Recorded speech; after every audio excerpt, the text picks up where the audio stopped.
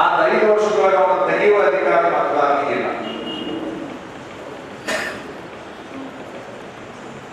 ಮತ್ತೊಮ್ಮೆ ತೆಗೆಯುವ ಸಂದರ್ಭ ಬಂದಾಗ ಅವನ ಬುದ್ಧಿ ಭ್ರಮಣೆ ಆಯಿತು ಅಂತಂದ್ರೆ ಅಥವಾ 5 ವರ್ಷ ಓಡೋದೆ.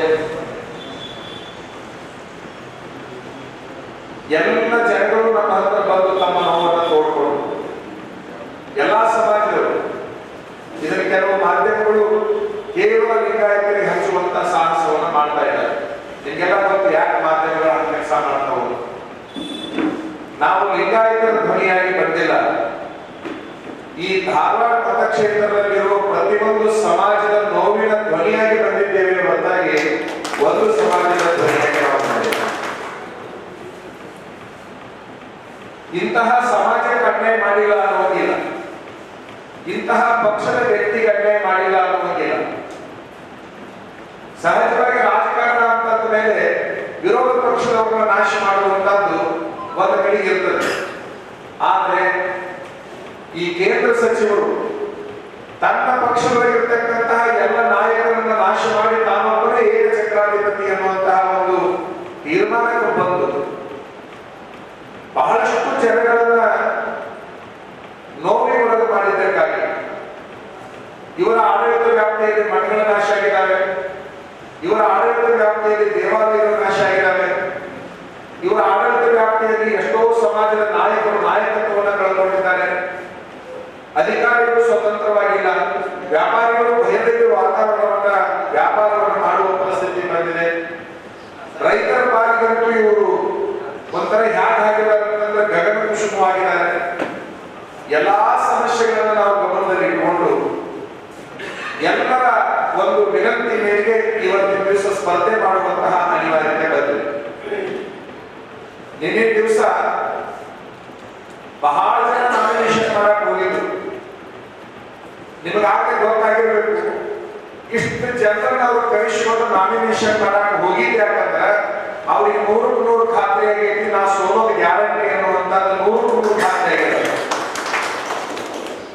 20ಕ್ಕೂ ಹೆಚ್ಚು ಜನ ಲಿಂಗಾಯತ ನಾಯಕರನ್ನ ಕರೆಸಿಕೊಂಡ್ರು. ಆಗ ಅವ್ರು ತಿಳ್ಕೊಂಡಾರ ಜೋಶಿ ಅವರು ಲಿಂಗಾಯತ ನನ್ನ ಕೈ ಬಿಡಾಕತ್ತಾರ ಅಂತ ಹೇಳಿ. ಲಿಂಗಾಯತ ಸಮಾಜ ಅಷ್ಟೇ ಅಲ್ಲ, ಇಡೀ ಮತಕ್ಷೇತ್ರದ ಜನ ನಿಮ್ಮನ್ನ ಕೈ ಬಿಟ್ಟೈತಿ ಅಂತಕ್ಕಂಥದ್ದನ್ನ ನೀವು ಬಹಳ ಚೆನ್ನಾಗಿ ತಲೆಯಾಗಿಟ್ಕೊಳ್ಬೇಕು. ಆ ಎಲ್ಲ ನಾಯಕರ ಕಡೆಯಿಂದ ನಮಗೆ ಹೇಳಿಸುವಂತ ಪ್ರಯತ್ನವನ್ನು ಮಾಡ್ತಾರೆ. ಲಿಂಗಾಲೇಶ್ವರ ಸ್ವಾಮಿಗಳು ಹಿಂದಕ್ಕೆ ತಗೋಬೇಕು ಅಂತ ಹೇಳಿ ಲಿಂಗಾಲೇಶ್ವರ ಸ್ವಾಮಿಗಳು ಒಂದು ಸಾರಿ ಮುಂದೆ ಹೆಜ್ಜೆ ಇಟ್ಟರು ಅಂದ್ರೆ ಆ ಬ್ರಹ್ಮ ಬಂದರೂ ಕೂಡ ಹಿಂದಕ್ಕೆ ತಗೊಳ್ಳೋ ಸ್ವಾಮಿಗಳು ಅಲ್ಲ ಅಂತಕ್ಕಂಥದ್ದು ಎಲ್ಲರಿಗೂ ಗೊತ್ತಿದೆ, ಎಲ್ಲರಿಗೂ ಗೊತ್ತಿದೆ. ನನಗೆ ಬೇಕಾಗಿದ್ದ ಅಧಿಕಾರ ಅಲ್ಲ, ನನಗೆ ಬೇಕಾಗಿದ್ದು ಆ ಕುರ್ಚಿ ಅಲ್ಲ, ನನಗೆ ಬೇಕಾಗಿದ್ದು ಹಣ ಅಲ್ಲ. ಆ ಹಣ ಆ ಅಧಿಕಾರ ತೆಗೆದುಕೊಂಡು ನಾನು ಏನ್ ಮಾಡೋದು? ನಾನೊಬ್ಬ ಮಠಾಧಿಪತಿ, ನಾನೊಬ್ಬ ಸನ್ಯಾಸಿ. ನಾನು ನಾಳೆ ಜನರಿಗೆ ಗೆದ್ದು ಬಂದ್ರೆ ನೀವು ಯಾರು ನನಗೆ MP ಬಂದು ಅನ್ನಂಗಿಲ್ಲ, ಅಚಾರ ಬಂದು ಅಂತೀವಿ. ಇಷ್ಟ ಗೊತ್ತೈತಿ. ನಾ ಜನ ಬಿದ್ದೆ ಅಂದ್ರೆ ನನಗೆ ಬಿದ್ದು ಸ್ವಾಮಿಗಳು ಬಂದ್ರು ಅನ್ನಂಗಿಲ್ಲ, ಅಚಾರ ಬಂದ್ರೆ ಅಂತೀವಿ. ನಾವು ಗೆದ್ರು ಹಚ್ಚೋರು, ಸೋತರು ಹಚ್ಚೋರು. ಈ ಜನರು ಯಾಕೆ ನನ್ನನ್ನು ಇಷ್ಟು ಪ್ರೀತಿ ಮಾಡಕತ್ತಿದ್ರು ಅಂದ್ರೆ ಅವ್ರಿಗೆ ವಿಶ್ವಾಸ ಐತಿ, ಅಜ್ಜರನ್ನ ನಾವು ಎಲ್ಲಿದ್ರು ಹೋಗಿ ಮಾತಾಡಿಸಬಹುದು, ನಮ್ಮ ಕರೆದು ಗ್ಯಾರಂಟಿ ಮಾತಾಡಿಸ್ತಾರ, ನಮ್ಮ ಸಮಸ್ಯೆಗಳಿಗೆ ಸ್ಪಂದಿಸ್ತಾರ ಅಂತಕ್ಕಂಥ ವಿಶ್ವಾಸ ಜನರಿಗೆ ಬಂದದ್ದು. ನಿಮ್ಮೆಲ್ಲರ ಸಮಸ್ಯೆಗಳನ್ನ ನಾನು ಅರ್ಥ ಮಾಡಿಕೊಂಡಿದ್ದೇನೆ. ನಿಮಗೆ ಅವರು ಎಷ್ಟು ದೂರದ ವ್ಯಕ್ತಿ ಆಗಿದ್ದಾರೆ ಅನ್ನುವಂತ ಒಂದು ವ್ಯಕ್ತಿ ನಮ್ಮ ಮಠಕ್ಕೆ ಬಂದಿತ್ತು. ಆ ಮನುಷ್ಯ ಬಹಳ ಪ್ರಾಮಾಣಿಕ, ಅವರ ನಡೆನುಡಿಗಳು ಸರಿ ಇಲ್ಲ. ಅಧಿಕಾರ ಇದ್ದಾಗ ಅವರು ಬಹಳ ಅಹಂಕಾರದೊಳಗೆ ಬೆಳೀತಾರೆ. ನಾನು ತೀರ್ಮಾನ ಮಾಡಿದ್ದೀನಿ, ಅವ್ರಿಗೆ ಫೋನ್ ಮಾಡಬಾರ್ದು ಅಂತ ತೀರ್ಮಾನ ಮಾಡಿದ್ದೀನಿ. ನೀನ್ ಬೇಕಾದ್ರೆ ದೊಡ್ಡ ಗುರುಗಳು ಕಟ್ಟಾಕಲ್ಲ, ಅವ್ರನ್ನ ಕೇಳ್ಕೋದ್ರೆ ದೊಡ್ಡ ಗುರುಗಳ ಹತ್ರ ಹೋದ ಆ ಮನುಷ್ಯ ನಮ್ಗೆ ಬಹಳ ಬೇಕಾದ ತೆಗೆಯಪ್ಪ ನೋಡ್ ಮಾಡಿ ಅಂತೇಳಿ ಫೋನ್ ಮಾಡಿದ್ರೆ 1 ವಾರ ಫೋನ್ ಮಾಡಿರೋದು ಕೂಡ 1 ವಾರ ಅವ್ರ ಯಾವ ರೀತಿ ನಡ್ಕೊಂತಾರ. ಯಾವಾಗ ನೋಡಿದ್ರು PA ಅಂತ ಫೋನ್, ಆ PA ಫೋನ್ ಎತ್ತಿದಾಗ ಕೊಡ್ತೀನಿ ಅಂತ ಕೊಡೋದಿಲ್ಲ. 1 ವಾರ ಗಟ್ಟಲೆ ಇವ್ರು ಒಂದು ಫೋನಿಗೆ ಆನ್ಸರ್ ಮಾಡೋದಿಲ್ಲಪ್ಪ ಅಂತಂದ್ರೆ ಇವ್ರು ಯಾರು ಜನಸೇವಕರು ಅಂತಾರ ಅಂತ ಹೇಳಿ ನಮ್ಮ ಅಜ್ಜವರು ಕೂಡ ಬಹಳ ಮುಂದುಕೊಂಡು ಏನ್ ಮಾಡಕ್ಕಾಗಲ್ಲಪ್ಪ, ಅವ್ರು ಫೋನ್ ತಗೊಳ್ತಾ ಇಲ್ಲ. ಸರ್ಕಾರ ಅದು ಒಂಥರ ನದಿ ಇದ್ದ ಹಾಗೆ ಸುಮ್ಮನೆ ಹೋಗುತ್ತಿರ್ತದೆ. ಆದ್ರೆ ಅದನ್ನು ಬಳ್ಕೊಂಡು ಬಂದು ಎಲ್ಲಿ ಹಾಕಬೇಕು ಅದನ್ನ ಹಾಕಿದ್ರೆ ಮಾತ್ರ ಬೆಳೆ ಬಂದಿದೆ ಹೊರತಾಗಿ ಹರಿಯುವ ನೀರನ್ನು ಬಳಸಿಕೊಂಡಾಗ ಮಾತ್ರ ಅದು ಉಪಯೋಗ ಆಗುತ್ತೆ ಹೊರತಾಗಿ ಇಲ್ಲಂದ್ರೆ ಆಗೋದಿಲ್ಲ. ಪ್ರಧಾನಮಂತ್ರಿಗಳ ಜೊತೆಗೆ ಸದಾ ಕಾಲ ಇದ್ರೆ ಹೊರತಾಗಿ ಇವರು ಒಂದು ಕೆಲಸವನ್ನು ಕೂಡ ಮಾಡಿಲ್ಲ. ತೆಗೆದುಕೊಂಡು ಏನು ಮಾಡಬೇಕಾಗ್ತದೆ? ಯಾವ ಎಂಪಿಗಳನ್ನು ಪ್ರಧಾನಮಂತ್ರಿಗಳ ಹತ್ರ ಬಿಡಲಿಲ್ಲ, ತಾವು ಮಾತ್ರ ಏನು ಕೆಲಸ ಮಾಡಲಿಲ್ಲ. ನಿಮಗೆ ಗೊತ್ತಿರಬಹುದು ಯಾವ ರೀತಿ ರಾಜಕಾರಣ ಮಾಡ್ತಾ ಇದ್ರು ಅಂತಂದ್ರೆ, ಅಲ್ಲಿ ಕೊಪ್ಪಳದಲ್ಲಿ ಕರಡಿ ಸಂಗಣ್ಣ ಅವರಿಗೆ ಟಿಕೆಟ್ ಸಿಗಲಾರ ನೋಡ್ಕೊಂಡು ಕರಡಿ ಸಂಗಣ್ಣ ಅವರು 3 ಸಾರಿ ಎಂಪಿ ಆಗಿದ್ರು. ಅವರು 4ನೇ ಸಾರಿ ಅವ್ರಿಗೆ ಎಂಪಿ ಆಗಿಬಿಟ್ರೆ ಸೀನಿಯಾರಿಟಿ ಪ್ರಕಾರ ಅವರು ಮಂತ್ರಿ ಆಗಕ್ಕೆ ಅರ್ಹರಾಗಿದ್ದಾರೆ ಅಂತೇಳಿ ಅವ್ರಿಗೆ ಟಿಕೆಟ್ ತಪ್ಪಿಸಿ ಕೆಲಸ ಮಾಡಿದ್ರು. ಇಲ್ಲಿ ಹಾವೇರಿ ಒಳಗೆ ಶಿವಕುಮಾರ್ ಉದಾಸಿ ಅವರು ಕೂಡ ನಾ ಎಂಪಿ ಇಲೆಕ್ಷನ್ಗೆ ಬಂದೆ, ಆ ಎಂಪಿ ಆಗಿ ಮಾಡಿದ್ರೆ ಏನು, ಯಾ ಕೆಲಸ ಮಾಡಕ್ಕಾಗಲ್ಲ, ಏನು ಮಾಡಕ್ಕಾಗಲ್ಲ, ಇಂಥವ್ರು ನಮ್ಮಲ್ಲಿ ಪ್ರಧಾನಮಂತ್ರಿಗಳ ಹತ್ರ ಬಿಡಂಗಿಲ್ಲ, ಆ ಪರಿಸ್ಥಿತಿ ನಮಗೆ ಬಂದೈತೆ ಅಂತೇಳಿ ಅವ್ರು ಎಂಪಿ ಚುನಾವಣೆಗೆ ನಾವು ಅಲ್ಲಿ ಅಂತ ಹೇಳಿ ಅವ್ರು ತೀರ್ಮಾನ ಮಾಡ್ಕೊಂಡು GM ಸಿದ್ದೇಶ್ ಅವರು ಏನಾಗಿತ್ತು ಹೇಳಿ ನೋಡೋಣ, ಅವ್ರನ್ನ ಬಿಡಿಸಿ ಯಾರು ಅಧಿಕಾರ ಕೊಟ್ಟು ಚುನಾವಣೆ ನಿಲ್ಲಕ್ಕೆ ಅವಕಾಶ ಕೊಟ್ಟರೆ ಅವ್ರ ಕುಟುಂಬಕ್ಕೆ ಅವಕಾಶವನ್ನು ಕೊಟ್ಟು. ಕಾರಣ ಅಂದ್ರೆ GM ಸಿದ್ದೇಶ್ ಆರಿಸಿ ಬಂದು ಬಿಟ್ರೆ ಮಂತ್ರಿ ಆಗಕ್ಕೆ ಅರ್ಹರಾಗಿಬಿಡ್ತಾರ. ಯಾಕಂದ್ರೆ ಇನ್ನೂ ಮಂತ್ರಿ ಆಗಿದ್ದು ಈ ಮತ್ತೊಬ್ಬ ಮಂತ್ರಿ ಆಗ ನನಗೆ ಕೇಂದ್ರದ ಮಂತ್ರಿ ಆಗಕ್ಕೆ ತೊಂದರೆ ಆಗಬೇಕು ಅಂತಕ್ಕಂಥ ಉದ್ದೇಶದಿಂದ ನಾನು ಕೇಳೋದು ಇಷ್ಟ, ಇವರೆಲ್ಲ ಇಷ್ಟು ಕುತಂತ್ರ ಮಾಡಿ ಎಲ್ಲ ನಾಯಕರ ಟಿಕೆಟ್ಗಳನ್ನು ತಪ್ಪಿಸ್ತಾರೆ. ಇವರು ಅವರ ಮನೆಯೊಳಗೆ ಹೆಣ್ಣು ಮಕ್ಕಳಿಗೆ ಟಿಕೆಟ್ ಕೊಡುವಂತ ಪ್ರಯತ್ನ ಮಾಡ್ತಾರಲ್ಲ. ನನ್ನ ಪ್ರಶ್ನೆ ಇಷ್ಟ, ಜೋಶಿಯವರು 5ನೇ ಸಾರಿ ಚುನಾವಣೆ ನಿಲ್ಲುವಲ್ಲಿ ಅವ್ರ ಮನೆಯೊಳಗೆ ಯಾರು ಒಬ್ಬ ಹೆಣ್ಮಕ್ಳಿಗೆ ಕೊಟ್ಟು ಬಿಟ್ಟಿದ್ರೆ ಆಗಿ ಹೋಗಿತ್ತಲ್ಲ, ಅವರು ಚುನಾವಣೆ ನಿಲ್ಲುವುದಾಗಿತ್ತಲ್ಲ ಅನ್ನುವಂತ ಪ್ರಶ್ನೆ ನಮ್ಮ ಹತ್ರ ಬರ್ತಾ ಇದೆ. ಇಂಥ ಸಾವಿರ ಪ್ರಶ್ನೆಗಳು ನಮ್ಮ ತಲೆಯೊಳಗೆ ಬರ್ತಾ ಇದ್ದಾವೆ. ಯಾವ ರೀತಿ ಅಧಿಕಾರವನ್ನು ಚಲಾಯಿಸ್ತಾ ಇದ್ದಾರೆ ಅಂದ್ರೆ, ಆ ಪಕ್ಷ ಅಂತಂದ್ರೆ ಅದು ನಮ್ಮದು ಅನ್ನುವಂತಹ ಭಾವನೆಗಳು ಹೋಗ್ತಾ ಇದ್ದಾರೆ. ಆ ಪಕ್ಷ ಅಂದ್ರೆ ನಮ್ಮದು ಅನ್ನುವಂತಹ ಭಾವನೆಗಳು ಮುಖ್ಯಮಂತ್ರಿಗಳ ತಲೆಗಿಳಿಸುವಾಗ, ಮುಖ್ಯಮಂತ್ರಿಗಳಿಗೊಂದು MLA ಟಿಕೆಟ್ ಸಿಗಲಾದ ನೋಡ್ಕೊಳ್ಳುವಾಗ ಎಂತೆಂತಹ ನಾಯಕತ್ವವನ್ನು ಕಳ್ಕೊಂಡ್ರು. ದಲಿತರ ನಾಶ ಆದ್ರು, ಮುಸ್ಲಿಮರಂತೂ ಇವರಿಗೆ ಸಂಬಂಧ ಇಲ್ಲ. ಅದ್ರ ಜೊತೆಗೆ ಬೇರೆ ಬೇರೆ SC STಗಳೆಲ್ಲ ಯಾವ ರೀತಿ ಪರಿಸ್ಥಿತಿ ಒಳಗದಾರಪ್ಪ ಅಂತಂದ್ರೆ ಅವ್ರು ಯಾವುದೇ ನಾಯಕರು ಇದ್ರು ಅವ್ರ ಪಾಡಿ ಇದ್ದಂಗಾಗಿಲ್ಲ. ಇವೆಲ್ಲ ಬಹಳಷ್ಟು ವಿಚಿತ್ರ ಸಮಸ್ಯೆಗಳು ಈ ನಾಡಿನೊಳಗೆ ಇರೋದ್ರಿಂದ ಎಲ್ಲರೂ ನಮಗೆ ವಿನಂತಿ ಮಾಡಿಕೊಂಡು ಅವ್ರ ವಿರುದ್ಧ ಚುನಾವಣೆಗೆ ನಿಲ್ಲುವ ಶಕ್ತಿ ನಮಗಿಲ್ಲ. ದಯವಿಟ್ಟು ಈ ಸಂದರ್ಭದೊಳಗೆ ತಾವು ಮನಸ್ಸು ಮಾಡಬೇಕು. ತಾವೊಬ್ಬರು ಮಾತ್ರ ಆ ರೀತಿ ಗಟ್ಟಿತನ ಉಳ್ಳಂತ ಸ್ವಾಮಿಗಳಿದೆ ಹೊರತಾಗಿ ಇನ್ಯಾರಿಂದಲೂ ಅದು ಸಾಧ್ಯ ಇಲ್ಲ ಅನ್ನುವಂಥ ವಿನಂತಿಯನ್ನ ಸುದೀರ್ಘವಾಗಿ ಮಾಡಿಕೊಂಡಿದ್ದಕ್ಕಾಗಿ ಮಠಾಧಿಪತಿಗಳ ಮತ್ತು ಮತದಾರರ ಮತ್ತು ನಾಯಕರ ವಿನಂತಿ ಮೇರೆಗೆ ಚುನಾವಣೆಗೆ ಬಂದಿದ್ದೇನೆ ಹೊರತಾಗಿ ಇದು ನನ್ನ ಆಸೆ ಅಲ್ಲ ಅಂತಕ್ಕಂಥದ್ದನ್ನು ಅವರು ಇಟ್ಕೊಳ್ಬೇಕು ಅನ್ನುವಂಥದ್ದು. ನಾವು ಏನ್ ಮಾಡೋದಿವಿ, ಯಾರಿಗೆ ಆಸ್ತಿ ಮಾಡೋದಿವಿ, ಯಾರಿಗೆ ಏನ್ ಮಾಡೋದಿವಿ. ನೀನು ನಾಮಿನೇಷನ್ ಫೈಲ್ ಮಾಡ್ಬೇಕಾದ್ರೆ ಅಲ್ಲೊಬ್ಬವ ಯಾರು ಬೇಕಾಗತ್ತಂದ್ರೆ ಜಾಮೀನ್ದಾರ ಅಂತೆಲ್ಲ ನಾಮಿನಿ ಬೇಕಾಯ್ತು. ನಾಮಿನಿ ಬೇಕಾಗ್ತಲ್ಲ, ಯಾರ ಹೆಸರು ಕೊಡ್ಬೇಕಾಗ್ತಾರ ಅಂತಂದು ಇಷ್ಟು ಮಂದಿ ಅದಿರಲ್ಲ, ಇಷ್ಟು ಮಂದಿ ಯಾವನ ಒಬ್ಬವ, ಯಾಕಂದ್ರೆ ಎಲ್ಲರೂ ನಮ್ಮ ನಾಮಿನಿ ಅಂತಂದ್ರೆ ನಾವು ಇಂಥದ್ದೇ ಒಂದು ಹೆಸರು ಹೇಳಿಕ್ ಆಗೋದಿಲ್ಲ. ನಿಮ್ ಪೈಕಿ ಯಾರಾದ್ರೂ ಒಬ್ಬ ನಾಮಿನಿ ಆಗಿ ನಾವು ಸನ್ಯಾಸಿಗಳಾಗಿರೋದ್ರಿಂದ ಇವ್ರ ಹೆಸರು ಅವ್ರ ಹೆಸರು ಹೇಳಲಿಕ್ಕೆ ಆಗೋದಿಲ್ಲ ಅಂತ ಹೇಳಿದ್ವಿ. ಒಂದು ಸತ್ಯ ಹೇಳಿಕ್ಕೆ ಇಚ್ಛಾ ಪಡ್ತೀನಿ. ಸಾಮಾನ್ಯ ಒಬ್ಬ ಕೂಲಿ ಕಾರ್ಮಿಕರಿಂದ ಹಿಡಿದು, ರೈತರಿಂದ ಹಿಡಿದು, ನೌಕರರಿಂದ ಹಿಡಿದು, ವೃದ್ಧರಿಂದ ಹಿಡಿದು, ಅಂಗವಿಕಲರು, ಕಲಾವಿದರು, ಇವೆಲ್ಲರ ಸಮಸ್ಯೆಗಳು ನನಗೆ ಚೆನ್ನಾಗಿ ಗೊತ್ತಿರೋದ್ರಿಂದ ಬಹುಶಃ ನನ್ನನ್ನು ನೀವು ಆರಿಸಿ ತಂದಿದ್ದೇ ಆದ್ರೆ ನಿಮ್ಮೆಲ್ಲರ ಸಮಸ್ಯೆಗಳನ್ನ ನಿಮ್ಮ ಮನೆಯೊಳಗೆ ನಿಮ್ಮನ್ನು ಕುಂದಿರಿಸಿ ಬದಲಾವಣೆ ಮಾಡಬಲ್ಲಂತ ಶಕ್ತಿ ನನಗಿದೆ ಅಂತಕ್ಕಂಥದ್ದು, ಆ ಸಾಮರ್ಥ್ಯ, ಆ ಬುದ್ಧಿ ನನಗಿದೆ ಅಂತಕ್ಕಂತಹದನ್ನ ನೀವು ಈಗಾಗಲೇ ಅರ್ಥ ಮಾಡಿಕೊಂಡಿದ್ದೀರಿ. ನೀವು ಇವತ್ತಿನಿಂದ ಏನ್ ಮಾಡ್ಬೇಕು ಅಂತಂದ್ರೆ ಸಮಯ ಇಲ್ಲ. ಎಲ್ಲರೂ ನನ್ನನ್ನು ನಮ್ಮೂರಿಗೆ ಬರ್ರಿ, ನಿಮ್ಮೂರಿಗೆ ಬರ್ರಿ ಅನ್ನಕತ್ತ ವಿಚಾರ ಮಾಡ್ಬೇಕು. ಬರ್ಕಾಪುರಿಗೆ ನಾವು ಬರ್ಬೇಕಾದ್ರೆ ಬಹುಶಃ ಇವತ್ತು ಅರ್ಧ ದಿನನೇ ಸಮಯ ಹೋಗ್ಬಿಡ್ತು. ಇರೋ ಸಮಯ ಕೆಲವೇ ಸಮಯ ಇರೋದ್ರಿಂದ ನಾಳೆ 18ನೇ ತಾರೀಕಿಗೆ ನಾವು ನಾಮಿನೇಷನ್ ಸಲ್ಲಿಸ್ತೇವೆ. ಬಹಳ ಜನರಿಗೆ ತಲೆಯೊಳಗೆ ಐತಿ, ನಮ್ಮ ವಿರುದ್ಧ ಕೆಲವು ಅಪಪ್ರಚಾರಗಳನ್ನು ಮಾಡಾಕತ್ತಾರ, ನಮ್ಮ ವಿರುದ್ಧ ಕೆಲವು ನಾಯಕರಿಂದ ಹೇಳಿಕೆ ಕೊಡ್ಸಾಕತ್ತಾರ. ಯಾವ ಅಪಪ್ರಚಾರಕ್ಕೂ ನಾವು ಬಗ್ಗವರಲ್ಲ, ಯಾವ ನಾಯಕರ ಒತ್ತಡಕ್ಕೂ ನಾವು ಕುಗ್ಗವರಲ್ಲ. ಅಂತಹ ಅವಶ್ಯಕತೆ ನಮಗಿಲ್ಲ ಅಂತಕ್ಕಂಥದ್ದನ್ನು ನಾವು ಗಮನದಲ್ಲಿಟ್ಟುಕೊಂಡು 18ನೇ ತಾರೀಕಿಗೆ ನಾಮಿನೇಷನ್ ಮಾಡ್ತೀವಿ. ಯಾವ್ದಾದ್ರು ಕಾರಣಕ್ಕೆ ನಿಮ್ ಸಂಬಂಧಿಕರ ಒಂದು ಕೆಲಸ ಇರ್ತಪ್ಪ ಅಂದ್ರೆ ಗವರ್ನ ನಮ್ಮ ಗಾಡಿ ತಗೊಂಡು ಓಡೋಕೆ ನೀವು ಆಗ ನೀವು ತಲೆ ಇಟ್ಕೋರಿ, ನಾನು ನಿಮ್ಮ ಖಾಸ ಸಂಬಂಧಿಕ ಅನ್ನುವಂತ ಭಾವನೆಗಳೊಳಗೆ ನೀವು ನಾಳೆ 18ನೇ ತಾರೀಕಿಗೆ ಬರ್ಬೇಕು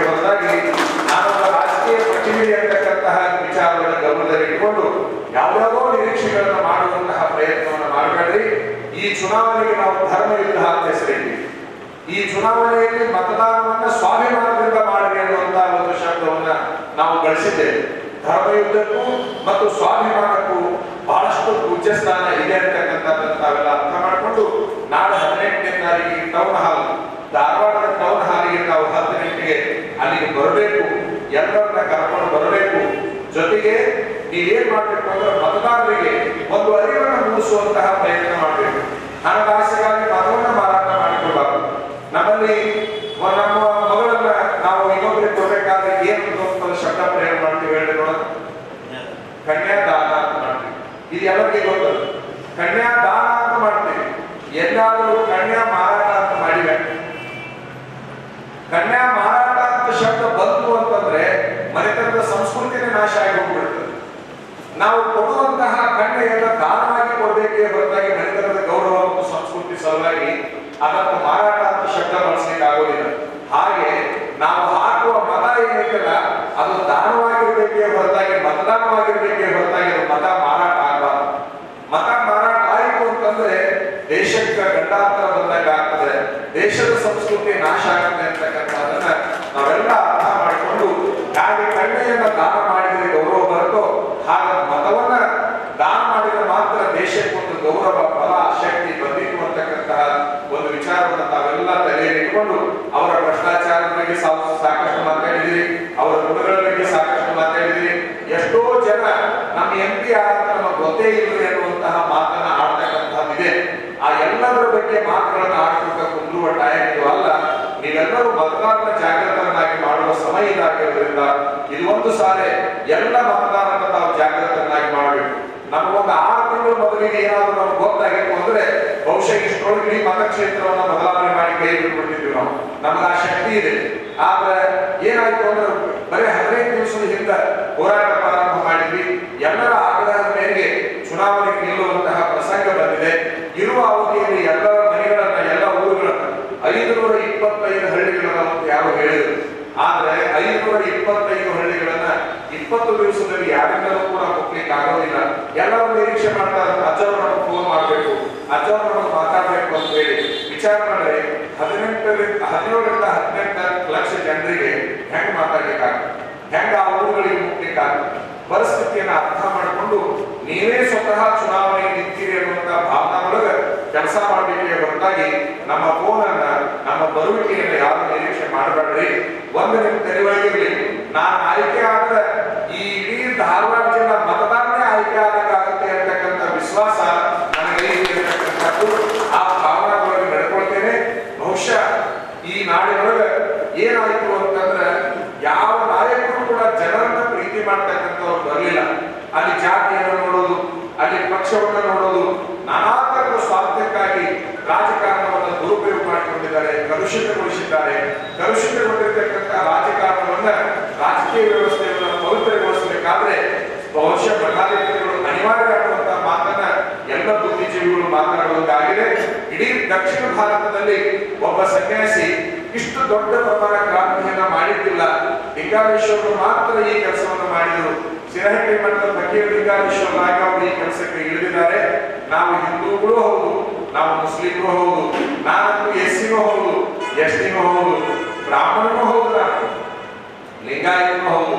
ಯಾಕಂದ್ರೆ ನಮ್ಮ ಫಕೀರ್ ಸ್ವಾಮಿ ಮಠ ಅದು ಎಲ್ಲರಿಗೂ ಸಂಬಂಧಪಟ್ಟ ಮಠ ಆಗಿರೋದ್ರಿಂದ ಜಾತ್ಯತೀತವಾಗಿ ಮತ್ತು ಪಕ್ಷಾತೀತವಾಗಿ ಇದು ಒಂದು ಸಂದರ್ಭದಲ್ಲಿ ನಿಮ್ಮ ಮತವನ್ನ ಮಠಾಧಿಪತಿಗೆ ಹಾಕಿ ನೋಡಿದ್ದೇ ಆದ್ರೆ ಬರುವ ತೀರ್ಮಾನದಲ್ಲಿ ದೇಶಕ್ಕೊಂದು ಧಾರವಾಡ ಮಾದರಿ ಜಿಲ್ಲೆ ಆಗಿ ಪರಿಣಮಿಸುತ್ತದೆ ಅಂತಕ್ಕಂತಹ ಒಂದು ವಿಚಾರವನ್ನು ಈ ಸಂದರ್ಭದಲ್ಲಿ ಹೇಳಿಕೊಂಡು ನನಗೆ ಏನು ಸೌಲಭ್ಯಗಳನ್ನು ಜನರಿಗೆ ಒದಗಿಸಬೇಕಾಗಿದೆ ಅದರ ಎಲ್ಲರ ಅರಿವು ನನಗೆ ಇರೋದ್ರಿಂದ ನೀವು ಯಾವುದನ್ನು ಹಿಂಗೆ ಮಾಡ್ರಿ ಹಂಗೆ ಮಾಡ್ರಿ ಅಂತ ಹೇಳ್ಕೊಬೇಕಾದ ಅವಶ್ಯಕತೆ ಇಲ್ಲ. ಬರುವ ತೀರ್ಮಾನದಲ್ಲಿ ನನ್ನ ಆಡಳಿತವನ್ನು ನೋಡಿ ಎಲ್ಲರೂ ತಿಳ್ಕೊಂಡು ಬಾಳೆ ಮಾಡಿರಬೇಕು. ಆ ರೀತಿ ಒಳಗೆ ಆ ಕೆಲಸವನ್ನ ಮಾಡೇ ಇರ್ತೇನೆ ಅನ್ನುವಂಥದ್ದು. ಈಗಾಗಲೇ ಎಷ್ಟೋ ಜನ ರಾಜಕಾರಣಿಗಳು ನನಗೆ ಫೋನ್ ಮಾಡಿ ಅಜ್ಜವರ ಅಧಿಕಾರ ಬಂದಾಗ ಯತ್ವಾದತ್ವ ನಡ್ಕೊಂಡ್ರೆ ಒಂದು ಕಾಲ ಕೆಟ್ಟದ್ದು ಬರ್ತೈತೆ ಅನ್ನೋದನ್ನ ನಮಗೆ ತೋರಿಸ್ಕೊಟ್ಟಿರಿ. ಇನ್ನು ಮುಂದೆ ನಾವು ಬಹಳ ಚಲೋ ಬಾಳೆ ಮಾಡ್ತೀವಿ ಅಂತ ನನಗೆ ಫೋನ್ ಮಾಡಿ ಹೇಳಾಕಿದ್ದಾರೆ. ಬಹಳ 2 ವರ್ಷಗಳಿಗೆ ಅವ್ರು ಹೇಳಾಕಿದ್ದಾರೆ. ನನಗೆ ಖುಷಿ ಆಯ್ತು. ಎಲ್ಲೋ ಒಂದು ಕಡೆಗೆ ಬರೀ ನಾವು ಚುನಾವಣೆಗೆ ಬಂದಿದ್ದಕ್ಕೆ ಎಷ್ಟೊಂದು ಬದಲಾವಣೆ ಈ ನಾಡಿನೊಳಗೆ ಆಗಾಗಲ್ಲ. ಇನ್ನು ಮೇಲೆ ಗೆದ್ದ 5 ವರ್ಷ ಬಾಳೆ ಮಾಡಿಬಿಟ್ರೆ ಬಹುಶಃ ಕರ್ನಾಟಕದಲ್ಲಿ ಮತ್ತೊಂದು ಕಲ್ಯಾಣ ರಾಜ್ಯ ಪ್ರಾರಂಭ ಆಗುತ್ತೆ ಅಂತ ಹೇಗೆ ಬಸವಣ್ಣನವರು ಎಲ್ಲ ಜಾತಿಯ ಜನಾಂಗಕ್ಕೆ ಒಂದು ಸ್ವಾತಂತ್ರ್ಯವನ್ನ ಕೊಟ್ಟಿದ್ರು, ಮುಕ್ತವಾದ ಅವಕಾಶವನ್ನ ಕೊಟ್ಟಿದ್ರು. ಸ್ವಾಮಿಗಳಿಗಾಗಿ ರಾಜಕಾರಣ ಬೇಕು ಅಂತ ಹೇಳ್ತಾರೆ. ಬಸವಣ್ಣ ರಾಜಕಾರಣ ಮಾಡಿರಲಿಲ್ಲ, ಧಾರ್ಮಿಕ ರಂಗದಲ್ಲಿ, ಸಾಮಾಜಿಕ ರಂಗದಲ್ಲಿ ನಾವೆಲ್ಲ ವಿಚಾರ ಮಾಡಬೇಕು. ಬಸವಣ್ಣನ ಕ್ರಾಂತಿಗೆ ಸಮಗ್ರ ಕ್ರಾಂತಿ ಎನ್ನುವಂತ ಶಬ್ದವನ್ನ ಜ್ಞಾನಿಗಳು ಬಳಸ್ತಾ ಇದ್ದಾರೆ. ಆ ಬಸವಣ್ಣನವರನ್ನು ಮಾದರಿಯಾಗಿ ಇಟ್ಟುಕೊಂಡು ಎಲ್ಲ ಜಾತಿಯ ಜನಾಂಗಕ್ಕೆ ಒಂದು ನೆಮ್ಮದಿಯ ಆಡಳಿತವನ್ನು ಕೊಡುವಂತಹ ಪ್ರಯತ್ನಕ್ಕೆ ನಾವು ಬಂದಿದ್ದೇವೆ. ಯಾವುದೇ ಪರಿಸ್ಥಿತಿ ಒಳಗ ಪ್ರತಿ ಒಂದು ಜನರಿಗೆ ಇವತ್ತಿನ ಸ್ವಾಭಿಮಾನ ಬಂದು ಬಿಟ್ಟಿದೆ.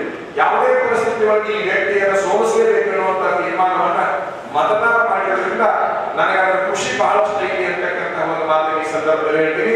ಇದು ಒಂದು ಚುನಾವಣೆಗೆ ನಿಂತು ಸ್ವಾಮಿಗಳು ಹೋಗ್ಬಿಡ್ತಾರ ಅಂತ ತಿಳ್ಕೊಬೇಡ್ರಿ. ಗೆದ್ರೂ ಅಷ್ಟೇ, ಸೋತ್ರೂ ಅಷ್ಟೇ. ಆ ನಿಮ್ ತಲೆಯಾಗಿರ್ಲಿ ಮತದಾನದ ಅಂದ್ರೆ ಏನಂತೀರಿ ನೀವು, ಕೌಂಟಿಂಗ್ ಅಂತೀರಾ?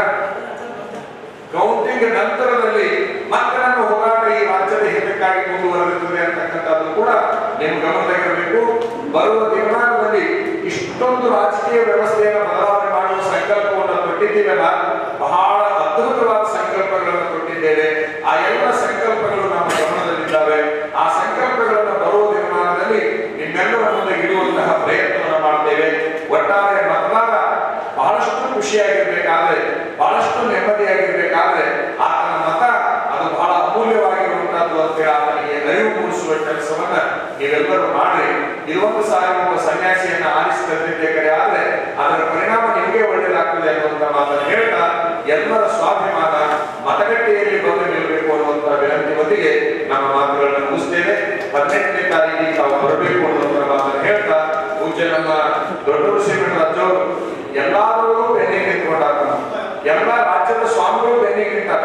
ಇಡೀ ರಾಜ್ಯದ ಸ್ವಾಮಿಗಳು ನಾವು ಬರ್ತೀವಿ ಅಂತ ಫೋನ್ ಮಾಡ್ತಾ ಇದ್ದಾರೆ. ಆದ್ರೆ ನನಗೆ ಒಂದೇನು ವಿಚಾರ ಬರಕತ್ತೈತೆ ಅಂದ್ರೆ ಮಠಾಧಿಪತಿಗಳನ್ನ ಈ ಬೀದಿಗೆ ತಂದು ನಿಲ್ಲಿಸೋದು ಒಳ್ಳೇದಲ್ಲ. ಎಲ್ಲರನ್ನೂ ಮತದಾರ ಮಾತ್ರ ಜಾಗೃತ ಆಗಿಬಿಟ್ರೆ ಇಲ್ಲಿ ಯಾರೂ ಬೇಕಾಗಿಲ್ಲ ಅನ್ನುವಂತ ವಿಚಾರ ನನಗೆ ಗೊತ್ತಿರೋದ್ರಿಂದ ನೀವು ಜಾಗೃತರಾಗಿ ನೀವೇನ್ ಮಾಡ್ಬೇಕು ಅಂದ್ರೆ ಒಂದು ದಿವಸಕ್ಕೆ 50 ಮನೆತನಗಳಿಗೆ ಹೋಗಿ ಸ್ವಾಮೀಜಿ ಏನಾದರೂ ಆರಿಸಿಬಿಟ್ರೆ ಗೆದ್ದು ಬಂದ್ಬಿಟ್ರೆ ನಮ್ಗೆ ಎಷ್ಟು ಅನುಕೂಲ ಆಗುತ್ತೆ ಅಂತಕ್ಕಂಥ ಒಂದೊಂದು ವಿಚಾರವನ್ನು ನಾವು ಮನೆಯೊಳಗೆ ಹೇಳಿಕೊಳ್ಳುವ ಪ್ರಯತ್ನವನ್ನ ನೀವೆಲ್ಲರೂ ಮಾಡಬೇಕು ಅನ್ನುವಂತ ಮಾತಿನೊಂದಿಗೆ ಇಷ್ಟು ಜನ ಸೇರಿದಿರಿ, ಇಷ್ಟು ವಿಚಾರಗಳನ್ನ ಕೇಳಿದಿರಿ. ಒಬ್ಬೊಬ್ಬರು ಒಂದು ದಿವಸಕ್ಕೆ 50 ಮನೆ ಬದಲಾವಣೆ ಮಾಡಿಬಿಟ್ರೆ ಬಹುಶಃ 10 ದಿನದಲ್ಲಿ ಇಡೀ ಕ್ಷೇತ್ರ ಬದಲಾವಣೆ ಆಗುತ್ತೆ ಅಂತಕ್ಕಂಥ ಒಂದು ವಿಚಾರವನ್ನ ನಿಮ್ಮೆಲ್ಲರ ಗಮನಕ್ಕೆ ತೆಗೆದುಕೊಂಡು ಆ ಕೆಲಸವನ್ನು ಮಾಡಬೇಕು ಅನ್ನುವಂತ ಮಾತಿನೊಂದಿಗೆ ನಾನು ಮಾತನ್ನು ಮುಗಿಸ್ತೇನೆ. ಪವಿತ್ರಗೊಳಿಸಿ ದಾನ ರೂಪದಲ್ಲಿ ಅದನ್ನು ನೀಡಿ ಕೆಟ್ಟ ಬಹುಮತದಿಂದ ಮಾಡಬೇಕಂತ ತಿಳ್ಕೊಂಡು ತಾವುಗಳೆಲ್ಲ ನಾವು ಅನ್ನದರಾಗೋಣ ಅಂತ ಹೇಳ್ತಾ ಈಗ ನಮ್ಮನ್ನೆಲ್ಲ ಉದ್ದೇಶಿಸಿ ಕೌಡೂರಿನ ದೊಡ್ಡ ಮಟ್ಟದ ಶ್ರೀಗಳವರು ಹೇಳಿ ಅವರ ಹೇಳಿದರು. ಶಿರಹಟ್ಟಿಯ ಜಗದ್ಗುರು ಲಿಂಗೇಶ್ವರ ಮಹಾಸ್ವಾಮಿಗಳಲ್ಲಿ ಶರಣುಗಳನ್ನು ಸಮರ್ಪಿಸಿ ಬಂಗಾಪುರ ಹಾಗೂ ಸುತ್ತಮುತ್ತಲಿನ ಎಲ್ಲ ಸದ್ಭಕ್ತರ ಅಭಿಮಾನಿಗಳು ನಮ್ಮ ಸಿದ್ಧಾಂತ ಬಂಗಾಪುರ ಒಂದು ಸರಿ ನಮ್ಮ ಜನ ಏನಾದರೂ ಮನಸ್ಸು ಮಾಡಿಬಿಟ್ರು ಅಂತಂದ್ರೆ ಒಂದು ಭಾಷೆ ಕೊಟ್ಟಂದ್ರೆ ಅದರಲ್ಲಿ ನಡ್ಕೋತಾನೆ ಅಂತಕ್ಕಂತಹ ನೆನಪಿಗೆ ನನ್ನ ಲೈಫಿ ಅಂತಕ್ಕಂಥ ಮಾತನ್ನ ಸ್ವಾಮೀಜಿ ಹೇಳಲು ಇಷ್ಟಪಡ್ತೇವೆ. ಸ್ವಾಮೀಜಿಯವರು ಹೇಳಿದ್ದಾರೆ ಅಂತಂದ್ರೆ ಆಡಿದ ಮಾತು ಇಟ್ಟ ಹೆಜ್ಜೆಯನ್ನ ಇದರಿಂದ ಎಂದೂ ಹೊರಟಾಗುವುದಿಲ್ಲ. ನಾನು ಸಾಕಷ್ಟು ಅವರ ಜೀವನದಲ್ಲಿ ನೋಡಿದ್ದೇನೆ. ಅವರು ಎಂದೂ ಇದರಿಂದ ಸರಿಯೋರಲ್ಲ. ಜೊತೆಗೆ ಪಟ್ಟಂತ ಮಾತಿನಿಂದ ಇಂದು ಸರಿತಕ್ಕಂಥ ಮಾತೇ ಇಲ್ಲ. ಏನು ಆಡಿದ್ದಾರ ಅದನ್ನೇ ಮಾಡಿದ್ದನ್ನ ನಾನು ನೋಡಿದ್ದೇನೆ. ಇಟ್ಟ ಹೆಜ್ಜೆಯನ್ನ ಹಿಂದೆ ಸರಿದಿದ್ದು ನಾನು ನೋಡಿಲ್ಲ. ಮಹಾಭಾರತದಲ್ಲಿ ಕೃಷ್ಣ ಅರ್ಜುನನಿಗೆ ಹೇಳುವ ಹಾಗೆ ಸಂಭವಾಮಿ ಯುಗೆ ಯುಗೆ ಅಂತಕ್ಕಂಥ ಮಾತನಿಗೆ ಹೇಳಿದ್ದಲ್ಲ. ನಮಗೆ ಇವತ್ತೇ ಧರ್ಮ ಅಧರ್ಮ ಆದಾಗ, ನಮ್ಮ ಸಮಾಜಕ್ಕೆ ತೊಂದರೆ ಬಂದಾಗ, ಜೊತೆಗೆ ನಮ್ಮ ಎಲ್ಲ ಸರ್ವ ಜನಾಂಗಕ್ಕೆ ಅನ್ಯಾಯ ಆದಾಗ ಅವತ್ತು ಕೃಷ್ಣ ಹುಟ್ಟಿ ಬರ್ತೀನಿ ಅಂತಕ್ಕಂಥ ಮಾತನ್ನು ಏನು ಹೇಳಿದ್ದಲ್ಲ, ಇವತ್ತು ನಮಗೆ ಆ ರೂಪದಲ್ಲಿ ಫಕೀರ ಲಿಂಗೇಶ್ವರ ಸ್ವಾಮಿಗಳು ನಮ್ಮ ಧಾರವಾಡ ಜಿಲ್ಲೆಗೆ ಧಾರವಾಡ ಮತಕ್ಷೇತ್ರದ ಅಭ್ಯರ್ಥಿಯಾಗಿ ಬಂದಿದ್ದಾರೆ ಅಂತಕ್ಕಂಥ ಮಾತನ್ನು ನಾವೆಲ್ಲ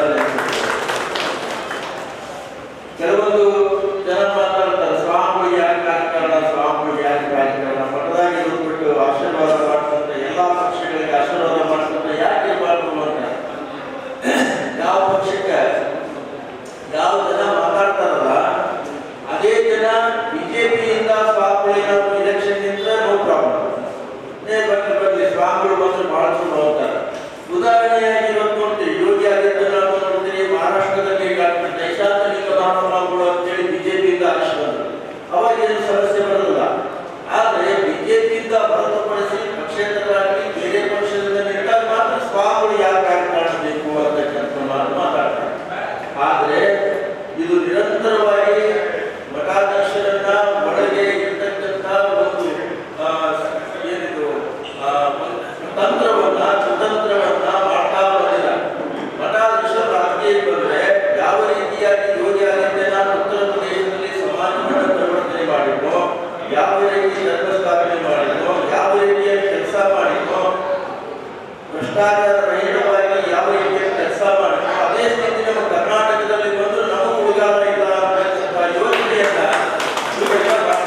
ಮಾಡಿದೆ. ಅದಕ್ಕೆಲ್ಲ ಉತ್ತರ ಕೊಡಬೇಕು ಅಂತೇಳಿ ನಮ್ಮ ಲಿಂಗಾಲೇಶ್ವರ ಮಹಾಸ್ವಾಮಿಗಳು ರಾಜಕೀಯ ರಂಗಕ್ಕೆ ಪ್ರವೇಶ ಮಾಡಿದ್ದಾರೆ. ಮಾಡಿ ಅನೇಕ ಕುತಂತ್ರವನ್ನ ಅವ್ರ ಮೇಲೆ ಮಾಡ್ತಾ ಇದ್ದಾರೆ, ಪ್ರತಿದಿನ ಮಾಡ್ತಾ ಇದ್ದಾರೆ. ಅನೇಕ ಹೇಳಿಕೆಗಳನ್ನು ಕೊಡೋದು. ಮೊನ್ನೆ ನೀವು ಗಮನಿಸಿರ್ಬೋದು, ಸಿರಟ್ಟಿ ಮಠಕ್ಕೆ ರಾಜೀನಾಮೆ ಕೊಟ್ಟು ಲಿಂಗಾಲೇಶ್ವರ ಸ್ವಾಮಿಗಳು ರಾಜಕೀಯವನ್ನ ಮಾಡಲಿ ಅಂತೇಳಿ. ಆದ್ರೆ ಕೆಲವು ಅವರ ಭಕ್ತರು ಅವರ ಅಭಿಮಾನಿಗಳಿಂದ ಮಾಡಿಸಿದಂತ ಪತ್ರಿಕಾ ಹೇಳಿಕೆ. ಇದರಿಂದ ಏನಾಗ್ತಾಗತ್ತೆ ಅಂತಂದ್ರೆ ಸ್ವಾಮೀಜಿಯವರು ರಾಜಕೀಯಕ್ಕೆ ಬಂದಿರೋದ್ರಿಂದ ಯಾವ ರೀತಿ ಅವರು ಗಲಿಬಿಲಿಗೊಂಡಾರ ಅನ್ನೋದು ಅವ್ರ ಮುಖದಲ್ಲಿಯೇ ಕಾಣುತ್ತೆ. ಇದನ್ನು ನೀವು ನೋಡಿದ್ರೆ ನಾನು ಇದೇ ಶಿಗ್ಗಾಂವ ಮತಕ್ಷೇತ್ರದಲ್ಲೇ ಆಗಿರೋದ್ರಿಂದ ನಮ್ಮ ಕ್ಷೇತ್ರದಲ್ಲಿ ನಮ್ಮ ಅಭಿಮಾನಿ ಸರ್ ಹೇಳಿದಾಗ 5 ವರ್ಷದಿಂದ ಬಂದರು ಸರ್ ಮತ್ತೆ ಬಂದೇ ಇಲ್ಲ. ಯಾವುದೇ ಕಾರ್ಯಕ್ರಮಗಳು ಕೈ ಹಾಕೋದು ಅವರು ಟೈಮ್ ಇರೋದಿಲ್ಲ, ಬರೋದೇ ಇಲ್ಲ. ಇಂಥ ಒಂದು ಪರಿಸ್ಥಿತಿ ಸುಮಾರು 15 ವರ್ಷದಿಂದ ಇಲ್ಲಿ ನಡ್ಕೊಂಡು ಬಂದಿದೆ. ಮಾತನಾಡಿದರೆ ಯಾವುದೇ ಒಬ್ಬ ಮನುಷ್ಯ ಮಾತನಾಡಿದರೆ ಎಲ್ಲಿ ಕೈ ಮೇಲೆ ಬರುತ್ತೋ ಅಂತಕ್ಕಂಥ ಹೆದರಿಕೆಯಿಂದ ನಾವು ಬಾಳ್ತಾ ಇದ್ದೇವೆ.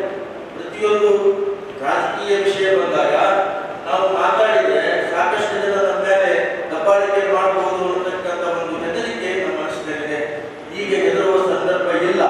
ಕಾರಣ ಯಾಕೆಂದ್ರೆ ನಮ್ಮ ಕರ್ನಾಟಕದ ಮಠಾಧೀಶರ ಹುಲಿ, ಮಠಾಧೀಶರ ಸಿಂಹ ನಮ್ಮ ಲಿಂಗಾಲೇಶ್ವರ ಸ್ವಾಮಿಗಳು ಈಗ ಫೀಲ್ಡಿಗೆ ಬಂದಿರೋದ್ರಿಂದ, ಮೈದಾನಕ್ಕೆ ಬಂದಿರೋದ್ರಿಂದ ಇಂಥವೆಲ್ಲವನ್ನ ನಾವು ಎದುರಿಸುವ ಶಕ್ತಿಯನ್ನ ನಾವು ಪಡ್ಕೊಂಡಿದ್ದೇವೆ ಅಂತಕ್ಕಂಥ ಮಾತನ್ನ ನಿಮ್ಗೆ ಹೇಳಕ್ಕೆ ಇಷ್ಟಪಡ್ತಾ ಇದ್ದೀನಿ. ಅವರನ್ನ ನಾವೆಲ್ಲ ಸಿಕ್ಕಾಪು ಸಮೂಹ ಮತ್ತು ಬಂಗಾಪದ ಏನು ಜನರಿಲ್ಲ, ನಾವೆಲ್ಲ ಸಾಮಾನ್ಯವಾಗಿ ಲಿಂಗಾಲೇಶ್ವರ ಮಹಾಸ್ವಾಮಿಗಳನ್ನ ಬಹಳ ದಿನದಿಂದ ಅವರನ್ನ ನಾವು ಕಂಡಿದ್ದೀವಿ. ಅವರ ಪ್ರವಚನಗಳನ್ನ ಕೇಳಿದ್ದೀವಿ, ಅವರ ಒಡನಾಡಿಗಳಾಗಿದ್ದೀವಿ, ಅವರ ಮಠದ ಭಕ್ತರಾಗಿದ್ದೀವಿ, ಅವರನ್ನ ಸತ್ಯದಿಂದ ಕಂಡವರಾಗಿದ್ದೀವಿ. ನಾವೆಲ್ಲ ಇಲ್ಲೇ ಒಂದು 100 ಜನ ಕೂತಿದ್ದೀರಲ್ಲ, ನೀವು 100 ಜನ 1 ಲಕ್ಷ ಜನಕ್ಕೆ ಸಮಾನ. ಇಂಥ ಒಂದು ಏನು ಪ್ರತಿ ಊರಿಗೂ ಒಬ್ಬೊಬ್ಬರು ನೀವು ಒಂದೊಂದು ಹಳ್ಳಿಗೆ ವಿಷಯವನ್ನು ಪ್ರಸ್ತಾಪ ಮಾಡಿ ಅವರಿಗೆ ವಿಷಯವನ್ನ ಅರ್ಪಿಸಿದ್ರಿ ಅಂತಂದ್ರೆ ಅವರು ಪರಿವರ್ತನೆ ಆಗೋದರಲ್ಲಿ 2 ಮಾತಿಲ್ಲ. ನಿಮ್ಮಲ್ಲಿ ಅಂತ ಶಕ್ತಿ ಇದೆ. ನಮ್ಮ ಸರ್ ಏನ್ ಗೊತ್ತಾರೆ, ದಕ್ಷಿಣ ಸಂಪೂರ್ಣವಾಗಿದೆ. ಒಂದಾದ ಕಾಲದಲ್ಲಿ ಅವರು ಸೌಂದೂರು ಶಿಗ್ಗಾಂವ ತಾಲೂಕಿನಲ್ಲಿ ಯಾವುದೇ ಒಬ್ಬ ವ್ಯಕ್ತಿಯನ್ನು ಗೆಲ್ಲಿಸಲೂಬಹುದು, ಸೋಲಿಸಲೂಬಹುದು ಅಂತ ಶಕ್ತಿಯನ್ನ ಪಡೆದವರು. ಅವರು ಒಂದು ಸಂಘಟನೆಯೇ ಇತ್ತು, ಬಹಳ ಓಡಾಡ್ತಾ ಇದ್ರು ಆಗಿನ ಕಾಲದಲ್ಲಿ. ಈಗೂ ಅವರಿಗೆ ನಾನು ನೋಡಿದ್ದು ಅಂತ ಶಕ್ತಿವಂತ ಸರ್ ಅವರು ಮನಸ್ಸು ಮಾಡಿದ್ರೆ ಈಗಲೂ ಕೂಡ ನೀವೆಲ್ಲರೂ ಅಂತ ಶಕ್ತಿವಂತರಿದ್ದೀರಿ. ನೀವೆಲ್ಲ ಹಳ್ಳಿಯಲ್ಲಿ ಸ್ವಾಮೀಜಿಯವರ ವಿಚಾರವನ್ನ ಪ್ರಸ್ತಾಪ ಮಾಡಿ ಅವ್ರ ಬಗ್ಗೆ ತಿಳಿ ಹೇಳಿ. ಈ ಕಾಯಂ ಇಲ್ಲದೆ ಇರ್ತಕ್ಕಂಥ ಸಂದರ್ಭ ಕೇವಲ ಒಂದು 15 ನಿಮಿಷ ಟೈಮ್ ಇದೆ. ಈ ಟೈಮ್ನಲ್ಲಿ ಪ್ರತಿಯೊಬ್ಬರಿಗೂ ರೀಚ್ ಆಗುವುದಿಲ್ಲ. ಅದನ್ನ ನೀವು ಅರ್ಥ ಮಾಡಿಕೊಳ್ಳಿ. ನೀವೆಲ್ಲರೂ ಒಬ್ಬೊಬ್ಬರು ಫಕೀರೇಶ್ವರ ಮಹಾಸ್ವಾಮಿಗಳ ಬಲಗೈ ಅಂತ ತಿಳ್ಕೊಂಡು, ಅವರು ಪ್ರತಿನಿಧಿ ಅಂತ ತಿಳ್ಕೊಂಡು ಹಳ್ಳಿಯೊಳಗೆ ನೀವು ಕೆಲಸ ಮಾಡಿ, ವಿಚಾರವನ್ನು ತಿಳಿಸ್ರಿ. ಈ ಮೊಬೈಲು, ಪೇಪರು, ಟಿವಿ ಪ್ರತಿಯೊಬ್ಬರಿಗೂ ರೀಚ್ ಆಗಲ್ಲ. ಯಾರ ಕಡೆ ಮೊಬೈಲ್ ಐತೆ ಅವ್ರು ಮೊಬೈಲ್ ನೋಡ್ತಾರೆ, ಟಿವಿ ನೋಡೋ ಸಂದರ್ಭದಲ್ಲಿ ಅವರು ನೋಡೋದಿಲ್ಲ. ಹೀಗಿರುವಾಗ ನೀವೆಲ್ಲರೂ ಕೂಡ ಲಿಂಗಾಲೇಶ್ವರ ಮಹಾಸ್ವಾಮಿಯವರಿಗೆ ಬಲಗೈಯಾಗಿ ಇಟ್ಕೊಂಡು ನಮ್ಮ ಕ್ಷೇತ್ರದಿಂದ ಪ್ರಚಂಡ ಬಹುಮತದಿಂದ ಇಡೀ ಧಾರವಾಡ ಮತಕ್ಷೇತ್ರ 7-8 ವಿಧಾನಸಭಾ ಕ್ಷೇತ್ರದಲ್ಲಿ ನಮ್ಮ ಕ್ಷೇತ್ರದಿಂದಲೇ ಹೆಚ್ಚಿಗೆ ವೋಟನ್ನು ಅವರಿಗೆ ಬರುವಂತೆ ನಾವು ಮಾಡ್ತೇವೆ ಅಂತೇಳಿ ಮಾತುಕತೆ. ಇದು ಕೇವಲ ರಾಜಕೀಯ ಭಾಷಣವಲ್ಲ, ನಾವೆಲ್ಲ ಪರಿವರ್ತನೆ ಮಾಡಲಿಕ್ಕೆ ಬಂದಂತ ವಿಷಯವನ್ನು ತಿಳಿಸಲಿಕ್ಕೆ ಬಂದಿದ್ದ. ಮೊದಲು ನಾವು ಲಿಂಗಾಲೇಶ್ವರ ಸ್ವಾಮಿಗಳು ಹುಬ್ಬಳ್ಳಿಯಲ್ಲಿ ಪ್ರೆಸ್ ಮೀಟ್ ಮಾಡಿದಾಗ ಸ್ವಾಮೀಜಿಯವರನ್ನ ರಾಜಕೀಯಕ್ಕೆ ನಿಂದಿಸಬೇಕಂತಕ್ಕಂಥ ಉದ್ದೇಶ ಇರಲಿಲ್ಲ. ಅರ್ಥ ಮಾಡ್ಕೊಳ್ಬೇಕು. ರಾಜಕೀಯಕ್ಕೆ ನಿಂದಿಸಬೇಕು ಅಂತ ಹೇಳಿ ನಾವು ಪ್ರೆಸ್ ಮೀಟ್ ಮಾಡಿದ್ದಿಲ್ಲ. ಲೋಕಸಭಾ ಸದಸ್ಯರು ಮಾಡಿದಂತ, ಕ್ಷೇತ್ರಕ್ಕೆ ಮಾಡಿದಂತ ಏನೇನು ಕೆಲಸ ಮಾಡ್ಯಾರ, ಏನೇನು ಕೆಲಸ ಮಾಡಿಲ್ಲ ಅನ್ನೋದು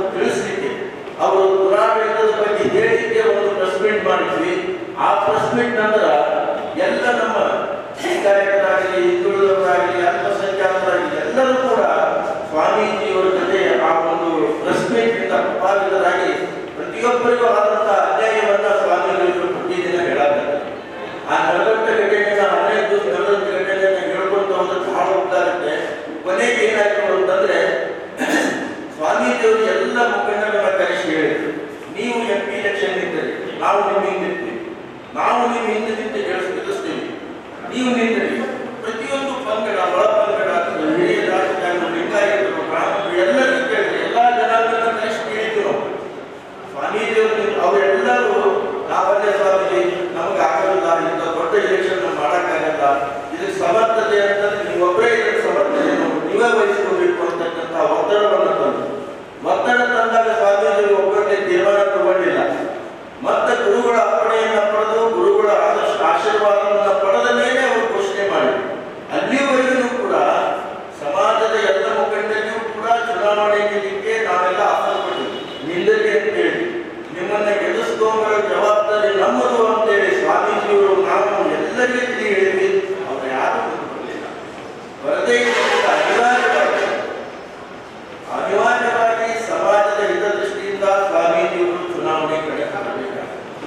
ಇದು ನಮ್ಮ ಧಾರವಾಡ ಜಿಲ್ಲೆಯ ಗೌರವದ ದೃಷ್ಟಿ. ನೀವೆಲ್ಲ ಅರ್ಥ ಮಾಡ್ಕೋಬೇಕು. ಒಬ್ಬ ಸ್ವಾಮಿಗಳು ಎಲ್ಲ ಇವತ್ತು ಶ್ರೀಹಟ್ಟಿ ಮಠ ಅಂತಂದ್ರೆ ನಮ್ಮ ರಾಜ್ಯದಲ್ಲಿಯೇ ಒಂದು ದೊಡ್ಡ ಅರಮನೆ ಇಟ್ಟಂತೆ, ದೊಡ್ಡ ರಾಜವಾಡಿ ಇಟ್ಟಂತೆ. ಅಂಥದನ್ನ ಬಿಟ್ಟು ಇವರು ಈ MP ಕ್ಷೇತ್ರಕ್ಕೆ ಬರಬೇಕಂದ್ರೆ ಏನು ಎದುರು ಸಲುವಾಗಿ ಬಂದಿದ್ದಾರೆ ಸ್ವಾಮೀಜಿಯವರು ಅನ್ನೋದ ನೀವು ಅರ್ಥ ಮಾಡ್ಕೋಬೇಕು. ಅವರಿಗೆ ರಾಜಕಾರಣದಲ್ಲಿ ಏನು ಎಲ್ಲ MP ಗಳು, ಮಿನಿಸ್ಟರ್ಗಳು, ಮುಖ್ಯಮಂತ್ರಿಗಳು ಬಂದು ಅವ್ರ ಪಾತ್ರದಲ್ಲಿ ಬೀಳುವಾಗ ಅವರಿಗೆ MP ಸೀಟ್ ಒಂದು MP ಎಲೆಕ್ಷನ್ ನಿಂತು ಗೆಲ್ಲುವುದರಲ್ಲಿ ಅಂತ ಏನು ಆಸಕ್ತಿ ಇರಲಿಲ್ಲ. ಆದರೆ ನಿಮ್ಮೆಲ್ಲರ ಹಿತದೃಷ್ಟಿಯಿಂದ ಅವರು ಈ ರಾಜಕೀಯ ರಂಗಕ್ಕೆ ಬಂದಿದ್ದಾರೆ, ಪಕ್ಷೇತರರಾಗಿ ಬಂದಿದ್ದಾರೆ, ಯಾವುದೇ ಪಕ್ಷಕ್ಕೆ ಕಂಡು ಬಂದಿಲ್ಲ.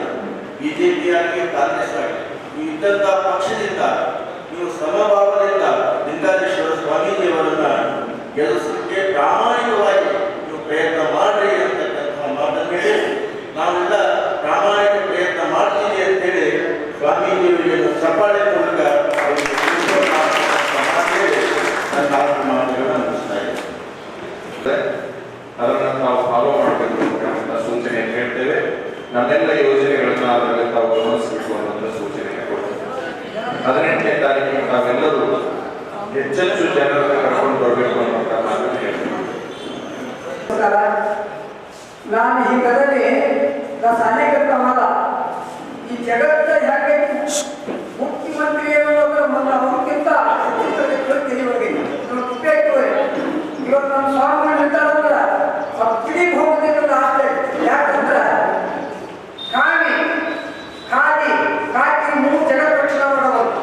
ಇವು 3 ಜನರು ಪದ್ಧತಿ ದಾಟು. ನೀವೆಲ್ಲರೂ ಯಾಕೆ BJPಗೆ ಹಾಕ್ಬೇಡಿ, ಕಾಂಗ್ರೆಸ್ ಹಾಕ್ಬೇಡಿ, ಎಲ್ಲೇ ಪಕ್ಷ ಒಟ್ಟು ಪಕ್ಷ ಬಿಟ್ಟು ಹಾಕಿ.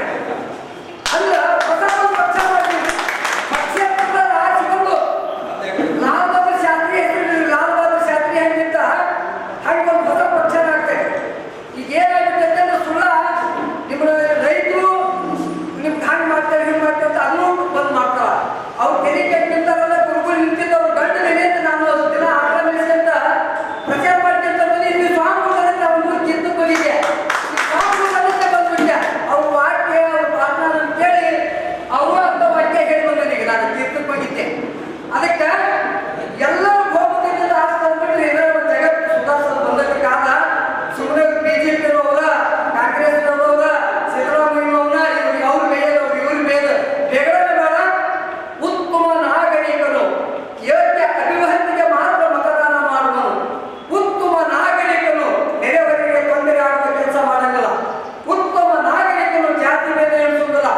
ನಮ್ಮ ಗುರುಗಳು ಜಾತಿ ಮೇಲೆ ಎಣಿಸಿಲ್ಲ, ನಮ್ಮ ಪಕ್ಷ ಇಲ್ಲ, ಆದ್ರೆ ಅವ್ರ ಮಾತಿನ ಮೇಲೆ ತಿಳ್ಕೊಳ್ಳಿ. ಈ ಕೆಟ್ಟ